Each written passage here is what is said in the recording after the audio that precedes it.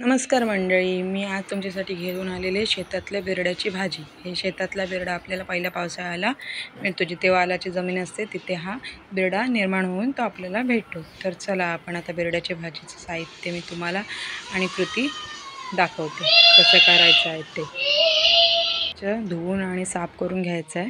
हे बघा मी धुवून साफ करून घेतलेलं आहे। आता त्याला साहित्य काय काय हवं ते दाखवते। मिरची घेतलेली आहेत 2, खोबरा घेतलेला आहे आणि कांदा एक घेतलेला आहे आणि बटाटा घेतलेला साल काढून। हे सर्व मी साहित्य घेतलेलं आहे आणि हा बिरडा आहे। आता पहिला गॅस पेटवलेला आहे, त्याच्यावर मी कढई ठेवलेली आहे आणि आता त्या कढईत मी 3.5 चमचे तेल टाकून घेतलेलं आहे। पहिला मी हिंग टाकलेला आहे। हिंग झाल्यानंतर मी त्याच्यात जिरे धणे फूल टाकलेले आहे। अर्धा चम्मच हळद टाकलेली आहे बघा।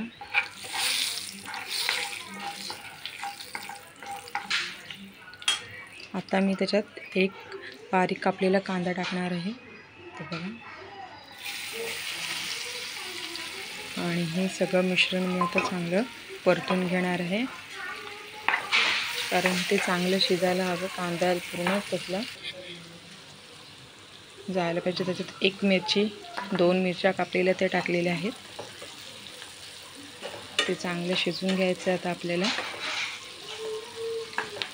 कांदा त्याच्यात परतला आहे चांगला। कांदा आपला कसा झालेला आहे बघा।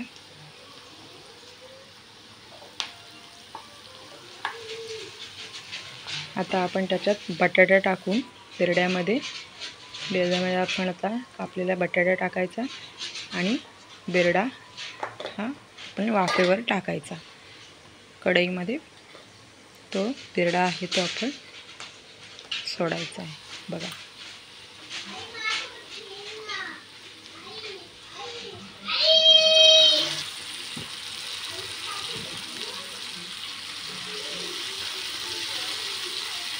आता आपण हा सर्व टाकलेला आहे बिरडा आणि बटाटा। आता हे चांगलं मस्तपैकी त्याच्यात परतून घ्यायचं आहे, मिक्स करायचं सर्व। हे बघा मी आता मिक्स केलेलं आहे ते सर्व। आता आपण त्या झाकण ठेवून त्याच्यावर पाणी ठेवायचं आहे, अर्धा ग्लास। मंद आचेवर हे शिजवायचं आहे। याच्यात गरम पाणीच जाणार आतमध्ये, आपण पाणी टाकायचं नाही आहे बघा। आता हे 5 मिनटं त्याच्यावर ठेवलेलं आहे, आता वाफ आलेली आहे बघा। आता आपण हे पुन्हा पलटी करायचं आहे, ते परतवायचं आहे बघा। असं परतवायचं, कसं पाणी सुटतोय बघा। त्याच्यात बटाटे शिजले का पाहावा। आणि पुन्हा आपण आता त्याला बघायचं आणि पुन्हा आपण त्याच्यावर झाकण ठेवून तोच पाणी आहे तो तसंच ठेवायचं आहे। ते पाण्याचे सर्व त्याच्यात हे पाणी बघा। पुन्हा 5 मिनिटांनी पुन्हा पाणी बघायचं काढून। आणि आता त्याच्यामध्ये खोबरा टाकायचा आहे। हा ओला खोबरा आहे, तो चांगला परतून घ्यायचा। त्याच्यामध्ये मी चांगलं परतून घेतलेलं आहे।